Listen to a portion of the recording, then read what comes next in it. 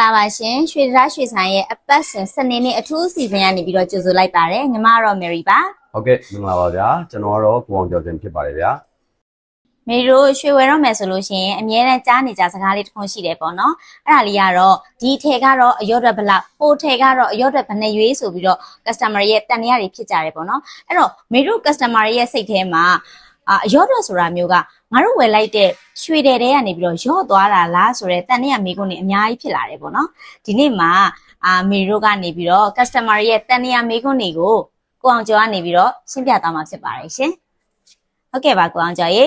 ပထမဆုံးအနေနဲ့ customer တွေအရန်သိချင်တယ်ပေါ့နော်အရော့အတွက်နဲ့ပတ်သက်တဲ့အကြောင်းအရာလေးနဲ့ပတ်သက်ပြီးတော့ရှင်းပြပေးပါအောင်ရှင်ဟုတ်ကဲ့ပါမမေကြီးတကယ်တော့အရွတ်တက်ဆိုတာကဘာကိုပြောတာလဲဆိုလို့ရှိရင်အထည်ခက်ဖို့အတွက်ပရိန်ကြာကိုကျွန်တော်တို့ကရွှေတုံးကြီးပေးရတယ်အဲ့တော့တကယ်လို့ဥမာပေါ့နော်ကျွန်တော်တို့ကရွှေတစ်ကြက်သားဆွဲကြိုးလိုချင်တယ်ဆိုလို့ရှိရင်ပရိန်ကြာကိုတစ်ကြက်ကျော်တဲ့ရွှေတုံးကိုပေးရတယ်အဲ့ဒီရွှေတုံးကိုမှပရိန်ကြာကနေပြီးတော့မှအရေးကြိုးတာပြီးတော့လို့ရှိရင်အနုစိတ်ပုံပေါ်တာတွေဒဇင်းတိုက်တာတွေအယောင်တင်တာတွေစသဖြင့်ပေါ့နော်အစင်းစင်းလောက်ရအဲ့ဒီအစင်းစင်းလောက်ရတဲ့ဂျားအချိန်မှာပေါ့နော်လေလွင့်ရော့ပါသွားတဲ့ရွှေအမုံဝါးရဲ့ပမာဏကိုယူပြီးတော့တွက်တာဖြစ်လို့ကျွန်တော်တို့ကဒါကိုအရော့တွဲလို့ကျွန်တော်တို့ကခေါ်တာဗျအဲ့ဒါဆိုလို့ရှိရင်ရွှေရဲ့အထည်ရဲ့ဒီဇိုင်းပုံမူတည်ပြီးတော့အရော့တော့ကကာချမှုရှိရလားရှင်ရှိတာပေါ့ဟုတ်ဥမာကျွန်တော်နမူနာပြောရရင်ဒီလိုပြောင်းလက်ကောက်ဒီဇိုင်းတွေဆိုလို့ရှိရင်ပေါ့နော်ပရိန်ကလောက်ရတာလေရိုးရိုးရှင်းရှင်းလောက်ရတာလေလွယ်တယ်ပြီးတော့အလေးလွင်နဲ့တိတ်မများဘူးဖြစ်တာဖြစ်တဲ့အတွက်အရော့တော့ကနေတယ်ပေါ့ဗျာတကယ်လို့များဒီလိုမျိုးကျွန်တော်တို့ကဒီဇိုင်းလေးပူစမ်းအောင်ပုံဖော်ထားတဲ့အထည်တွေဆိုလို့ရှိရင်ကျွန်တော်တို့ကဖြတ်ရတောက်ရတယ်အနုစိတ်ပုံဖော်ရတယ်ဒဇင်းတက်ရတယ်အယောင်တင်ရတယ်ပေါ့နော်ဒီလိုလောက်ရတာများတဲ့အတွက်လေးလွင်တဲ့ရွှေကလည်းပိုများလို့အရော့တော့ကလည်းပိုပြီးတော့မှများတတ်တယ်မမေကြီးဟုတ်ကဲ့ပါဒါနဲ့အကူပေါ့နော်မေတို့ customer တွေရွှေဝယ်တော့မယ်ဆိုလို့ရှိရင်အရော့အတွက်နည်းနည်းနဲ့ရွှေတယ်များများဝယ်ခြင်းနဲ့ဆိုတော့ customer တွေအတွက်လည်း sharing လေးလုပ်ပေးပါအောင်ရှင်ဟုတ်ကဲ့အဓိကကတော့ကျွန်တော်တို့ကိုယ့်ရဲ့ရည်ရွယ်ချက်ပုံမှာပဲမူတည်တာပေါ့နော်အလားစင်မှုရွှေစုဖို့ဆိုတဲ့သဘောမျိုးဆိုရင်အရော့အတွက်နည်းတဲ့ရိုးရိုးဒီဇိုင်းတွေကိုကျွန်တော်တို့ရွေးချယ်တင်တယ်ဒါပေမဲ့ကိုကနေပြီးတော့မှသူများထက်ပို့ပြီးတော့စဉ်းစားပြပြလေးလေးဖြစ်ချင်တယ်ထင်းထင်းလေးလေးဖြစ်ချင်တယ်ပွဲလေးတိုးချင်တယ်ဆိုလို့ရှိရင်တော့အရော့အတွက်နည်းနည်းပိုတဲ့ပေါ့နော်အထည်ဆန်းလေးတွေကိုပဲကျွန်တော်တို့ရွေးချယ်တင်တယ်ဗျာဟုတ်ကဲ့ပါကိုရေ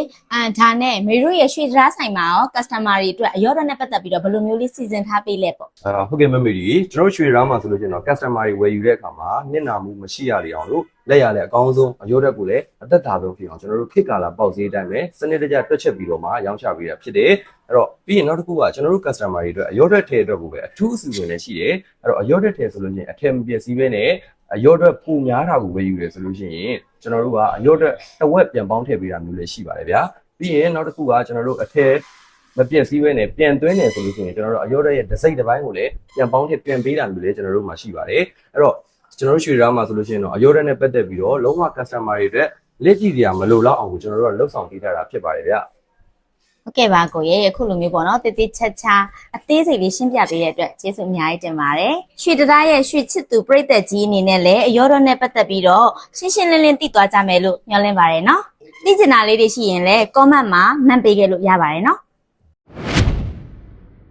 ်ကျွန်တော်တို့အစီအစဉ်လုံးမဆက်ခင်မှာကျွန်တော်တို့ရွှေတရားကချစ်ပရိသတ်တွေအတွက်ညံစဲမေးခွန်းလေးတစ်ခုကျွန်တော်တို့ကမေးချင်ပါသေးတယ်ဗျာဟုတ်ပါတယ်ကိုအဲ့ဒီမေးခွန်းလေးကဘာမေးခွန်းလေးလဲဆိုလို့ရှိရင်ရွှေဝယ်တဲ့အခါမှာရိုးရိုးဒီဇိုင်းနဲ့အထည်ဆန်းဒီဇိုင်းဘယ်ဒီဇိုင်းကအရော့အတွက်ပုံများလဲဆိုတဲ့မေးခွန်းလေးပဲဖြစ်ပါတယ်